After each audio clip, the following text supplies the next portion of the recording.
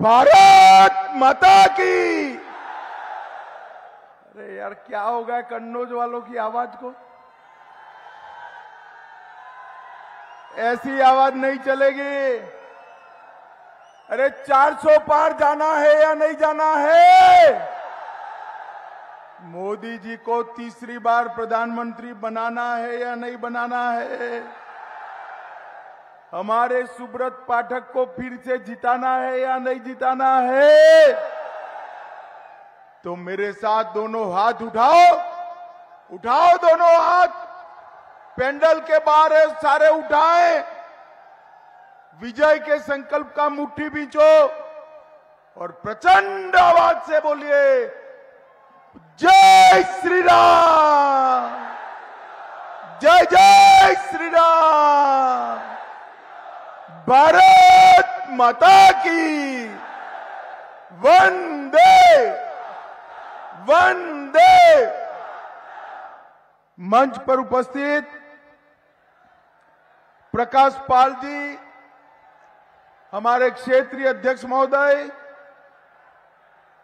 श्री असीम अरुण जी, समाज कल्याण मंत्री उत्तर प्रदेश बहन गीता साक्य जी, सांसद राज्यसभा श्री वीर सिंह भदौरिया जी, श्री इंद्रपाल पटेल जी, श्री अरुण पाल जी, श्री नरेंद्र राजपूत जी, श्री कैलाश सिंह राजपूत जी, छिबराम की विधायक बहन अर्चना पांडे जी, पूनम शंखवार जी, अशोक राजपूत जी, मनोज शुक्ला जी, और आज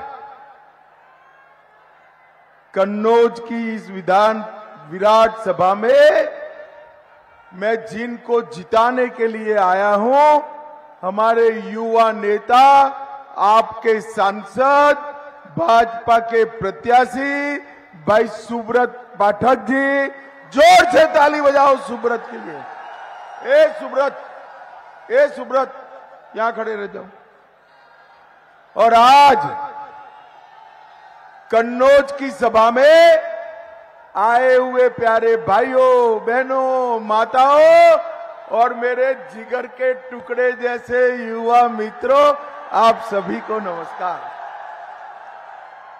भाइयों बहनों,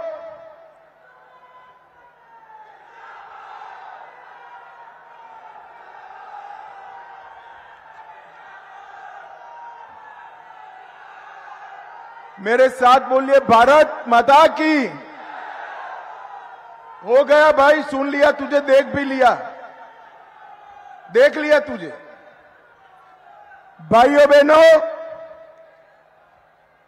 आज सबसे पहले अन्नपूर्णा देवी मंदिर, बाबा गौरी शंकर मंदिर, माता फूलमती मंदिर और स्वर्गीय गोवर्धनलाल कन्नौजिया को प्रणाम कर मेरी बात की शुरुआत करना चाहता हूं।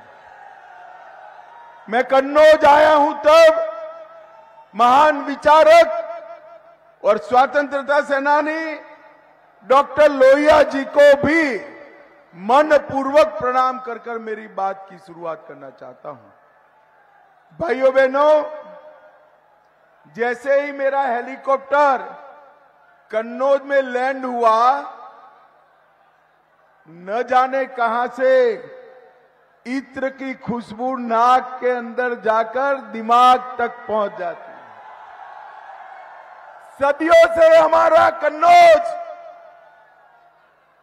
देश भर में, दुनिया भर में इत्र की खुशबू पहुंचाता है। और जब G20 वाले आए ना, दुनिया भर के G20 के नेता, हमारे मोदी जी ने सबको कन्नौज की इत्र की बोतल भेंट करने का काम किया है। और इसके साथ साथ रामलल्ला को गर्मी में जो चंदन का इत्र जाता है, वो भी कन्नौज वालों आपका दिया हुआ है, आपका बनाया। रामलल्ला की भेंट यहां से दिया हुआ इत्र चढ़ा है। भाइयों बहनों, आज मैं आप सभी को कहने आया हूं, मैं जरा पहले स्पष्टता कर दूं। मैं यहां आने के लिए निकला तो कुछ पत्रकारों का मुझे फोन आया कि कन्नौज जा रहे हो। मैं कहा हाँ। फिर से पूछा कन्नौज जा रहे हो? मैंने बोला हाँ। मैं को भाई क्यों बार बार पूछ रहे हो? अरे बैठ जाओ भैया, बैठ।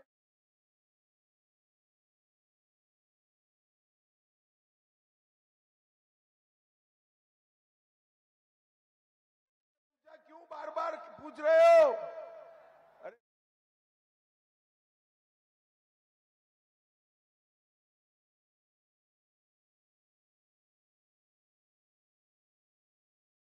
सफारी वाले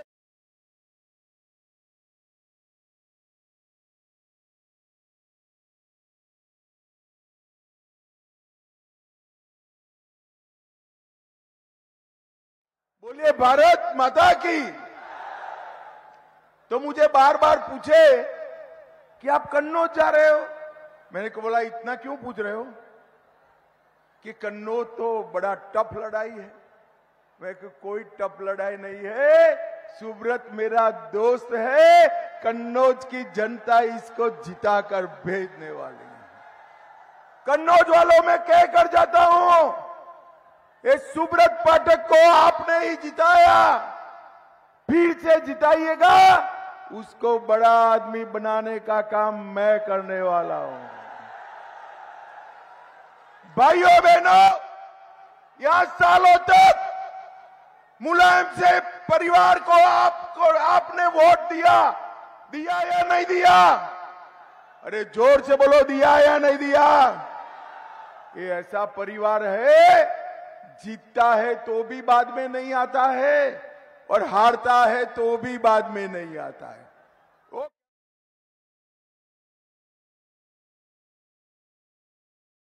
ये ऐसा परिवार है जो जीतता है तो भी नहीं आता है, हारता है तो भी नहीं आता है। भाइयों बहनों, कन्नौज वालों, कोरोना की महामारी विकट थी या नहीं थी? जरा जोर से बोलो, विकट थी या नहीं थी? अखिलेश जी या डिंपल बहन आए थे क्या? अरे जोर से बोलो, आए थे? हमारा सुब्रत आपके बीच में था या नहीं था? टीका लगवाया या नहीं लगाया? सबको टीका लगाया या नहीं लगा? जिन जिन को टीका लगा दोनों हाथ उठाओ तो, जरा जोर से दोनों हाथ उठाओ। सबको लगाए ना? 25 पैसा भी देना पड़ा है। मोदी जी ने सभी को टीका लगाकर देश को और कन्नौज को कोरोना से मुक्त करने का काम नरेंद्र मोदी जी ने किया है, नरेंद्र मोदी जी ने किया है। भाइयों बहनों, जब ये टीके लग रहे थे, अखिलेश बाबू स्टेटमेंट किए कि टीका मत लगाओ, ये मोदी का टीका है, मोदी टीका है। ये तो अच्छा है, अखिलेश जी को यूपी में और कन्नौज में कोई सुनता नहीं है, सबने टीका लगा दिया, बच गए। मगर जब अखिलेश जी ने देखा कि पूरे भारत ने टीका लगाया है, वो चुपचाप एक दिन रात को डिंपल भाभी को लेकर वो भी टीका लगाया है। बोलिए, अरे अखिलेश बाबू, शर्म करो, शर्म करो। कोरोना जैसी महामारी में राजनीति करते हो? आपके भरोसे अगर उत्तर प्रदेश होता तो लाशों के ढेर लग जाते। ये तो नरेंद्र मोदी है जिन्होंने यूपी और भारत को कोरोना से बचाने का काम किया, बचाने का काम किया। भाइयों बहनों, कन्नौज वालों, जरा जोर से बताना, राम मंदिर बनाना चाहिए था या नहीं बनाना चाहिए था? ये बहन जी बैठ जाइए, देख लिया हमने, बैठ जाइए। राम मंदिर बनाना चाहिए था या नहीं बनाना चाहिए था? 500 साल से रामलल्ला का घर नहीं था। ये सपा, बसपा, कांग्रेस तीनों पार्टियां राम मंदिर को अटका रही थी। आपने मोदी जी को दूसरी बार प्रधानमंत्री बनाया। मोदी जी ने केस भी जीता, भूमि पूजन भी किया और प्राण प्रतिष्ठा कर कर जय श्री राम कर दिया। और भाइयों बहनों, जब राम मंदिर का निमंत्रण ये यादव परिवार को दिया गया, वो नहीं गए। बोलिए कन्नौज वालों, राम मंदिर की प्राण प्रतिष्ठा में नहीं गए। क्यों नहीं गए बताओ जरा, जोर से बोलो, क्यों नहीं गए? ना भाई ना, मैं बताता हूं। वो इसलिए नहीं गए कि उनको अपनी वोट बैंक की डर लगता है, वोट बैंक का डर लगता है। उनका वोट बैंक कौन है युवाओं, मालूम है? जरा जोर से बोलो, मालूम है? मालूम है? मगर मैं बता देता हूं, हम भारतीय जनता पार्टी वाले वो वोट बैंक से नहीं डरते हैं। हमारा वोट बैंक आप हो भाई, आप हो। मोदी जी ने न केवल राम मंदिर बनाया, औरंगजेब ने तोड़ा हुआ काशी विश्वनाथ का मंदिर भी फिर से बनाने का काम नरेंद्र मोदी जी ने किया। 400 साल पुराना भद्रकाली का मंदिर आज चांदी का शिखर चढ़ाने का काम नरेंद्र मोदी ने किया। और सोमनाथ का मंदिर भी भाइयों बहनों सोने से मढ़ने का काम भी बहुत आन बान शान से हो रहा है। मोदी जी ने हमारे सारे ऊर्जा केंद्रों को फिर से दैदीप्य बनाने का काम मोदी जी ने किया। 150 साल पुराने अंग्रेजों के कानून बदले, 100 साल पुरानी पार्लियामेंट नई बनाने का काम किया और धारा 370 को हटाकर कश्मीर को हमेशा के लिए भारत का हिस्सा बनाने का काम। अरे कन्नौज वालों, जरा अखिलेश को सुनाई पड़े ऐसे बताओ, ये धारा 370 हटानी चाहिए थी या नहीं हटानी चाहिए थी? ये कश्मीर जो है हमारा है या नहीं है?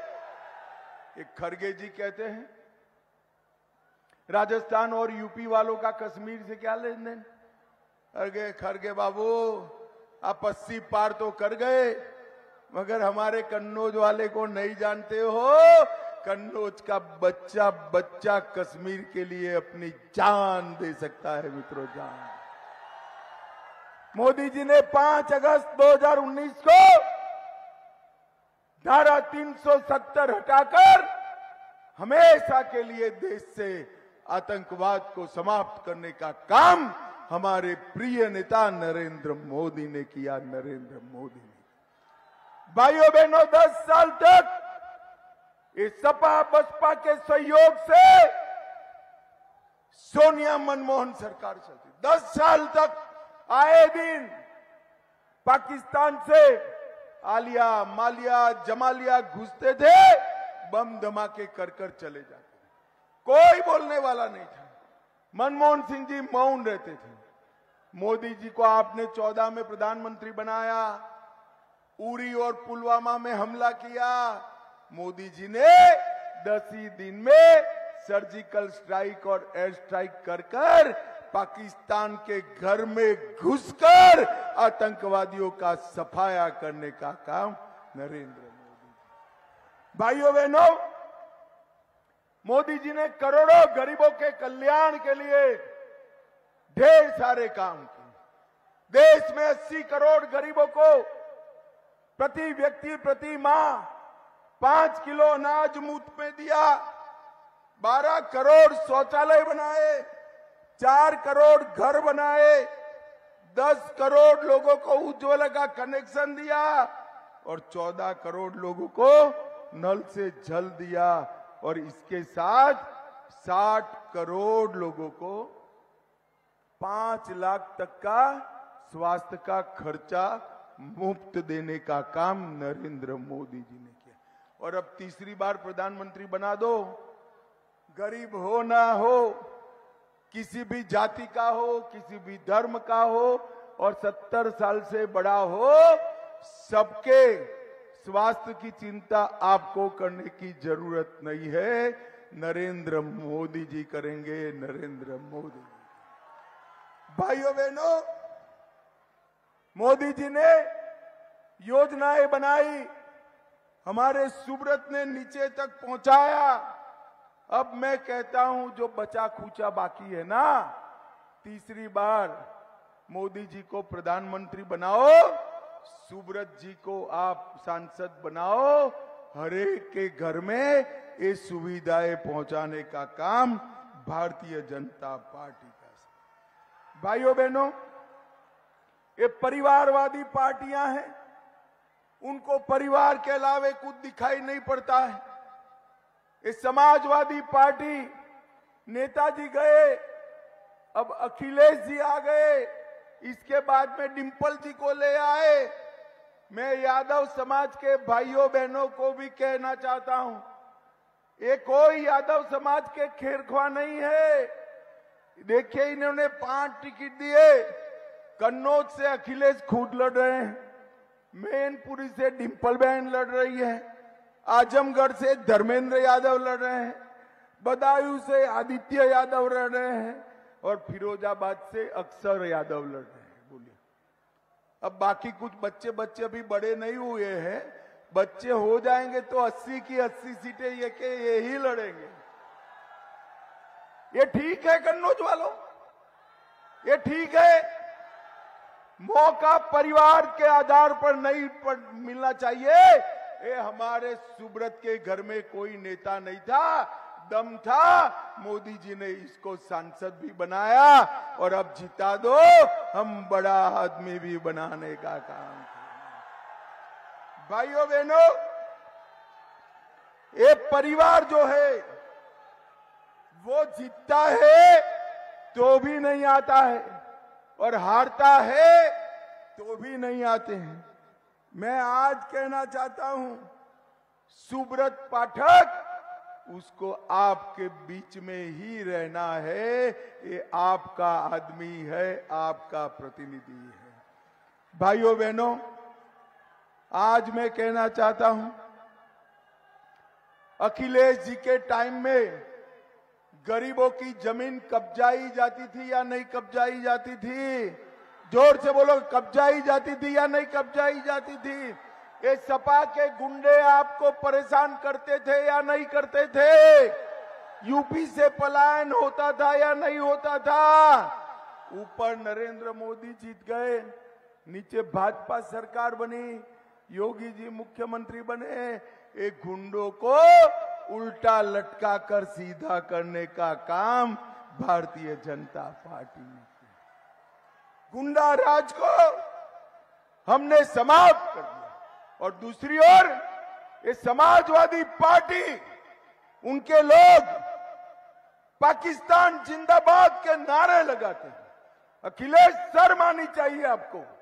आपके लोग वोट बैंक के लिए पाकिस्तान जिंदाबाद के नारे लगाते विधानसभा के अंदर। 84 कोसी परिक्रमा पर प्रतिबंध आपने लगाया। संकट मोचन में बम धमाके करने वालों को आपने छुड़वाने का काम किया, प्रयास किया। और जब दंगे हो रहे थे, पश्चिम में लोग मर रहे थे, आप सिपाही में मनोरंजन कर रहे थे, डांस देख रहे थे। अखिलेश, आपको शर्म आनी चाहिए, शर्म।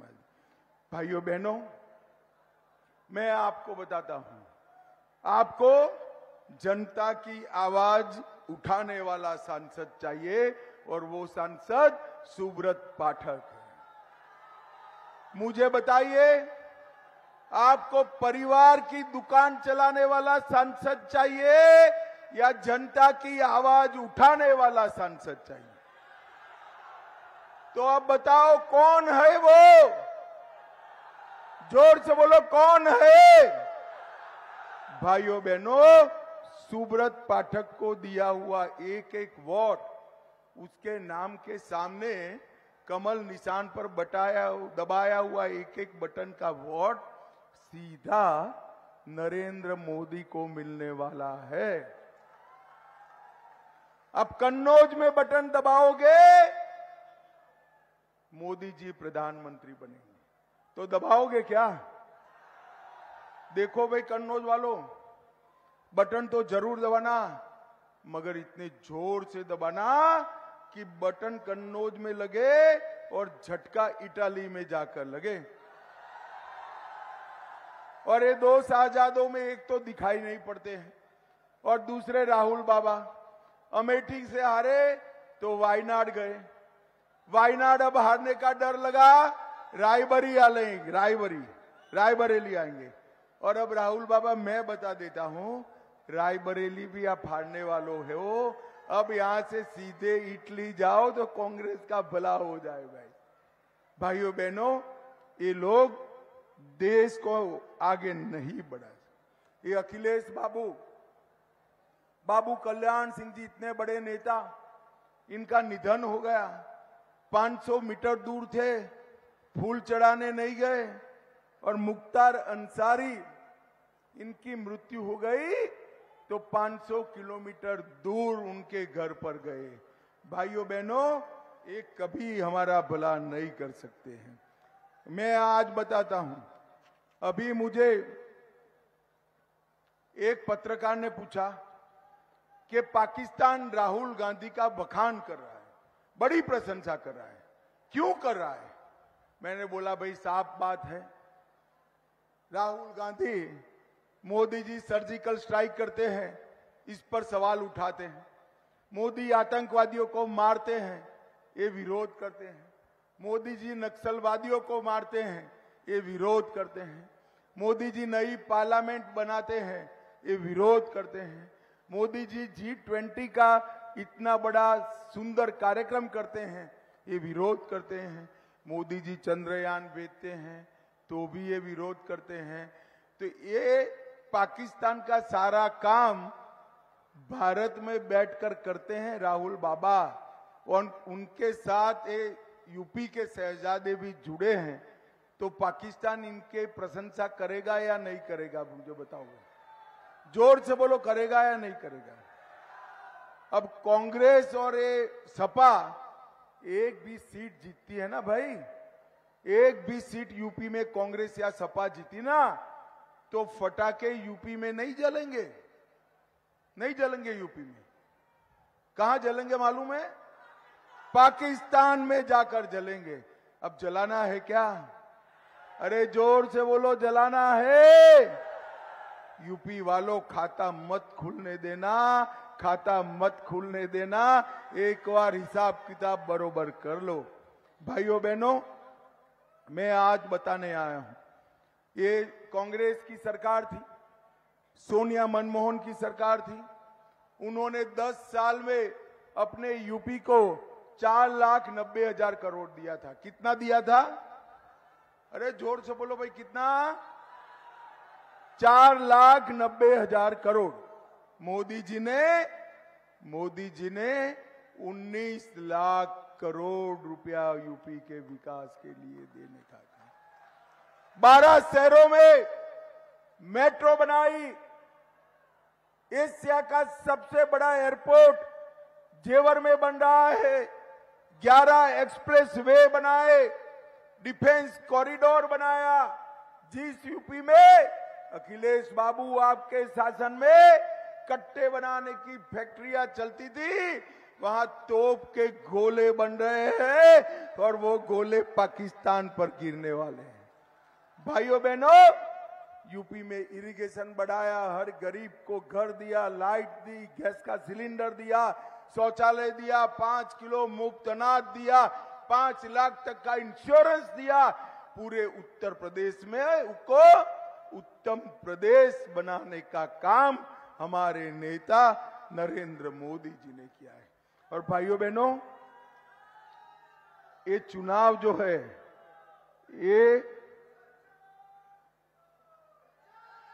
ये चुनाव जो है वो मोदी जी को तीसरी बार प्रधानमंत्री बन। अभी ये राम गोपाल यादव है, जानते हो ना, जानते हो या नहीं जानते हो? वो कह रहे राम मंदिर बेकार बना है, ठीक नहीं बना है, वास्तु ठीक नहीं है। भाई इनकी मनसा है, अगर ये दो शाहजादे आ गए ना तो राम मंदिर पर फिर से बाबरी ताला लगा देंगे। लगने देना है कन्नौज वालों? अरे जोर से बोलो, लगने देना है। भाइयों बहनों, आपका एक एक वोट सुब्रत को मिले, कमल को मिले, नरेंद्र मोदी को मिले। सुब्रत जी को लाखों वोटों से जिताओगे क्या? यार ये 40-50 हजार की सभा कर कर कहते हो लाखों वोट से जिताओगे, कैसे होगा? अरे भाई आप कहो मगर मैं नहीं मानता। सुनो सुनो, मैं भी बनिया हूं, हिसाब किताब करता हूं, ऐसे नहीं होता है। मैं एक आइडिया बताऊं आपको, एक आइडिया बताऊं, करोगे? देखो कितने लोगों के पास मोबाइल है, हाथ ऊपर करो तो जरा। दीदी माताओं के पास भी है, सभी लोगों के पास है ना? तो ये सभा समाप्त होने के बाद 50 लोगों को, चाचा को, चाची को, माता को, पिता को, भाई को, भाभी को, फूफी को, फूफा को, बहन को, बहनोई को, दोस्त को, सबको फोन करना है 50 लोगों को कि कमल के निशान पर बटन दबाना है, मोदी जी को प्रधानमंत्री बनाना है। करोगे क्या? अरे जोर से बोलो, करोगे? सुब्रत जी को जिताओगे? कमल के निशान पर बटन दबाओगे? मोदी जी को तीसरी बार प्रधानमंत्री बनाओगे? 400 पार कराओगे? तो मेरे साथ दोनों हाथ उठाओ और जोर से बोलो, जय श्री राम, जय जय श्री राम, वंदे भारत माता की, भारत माता की।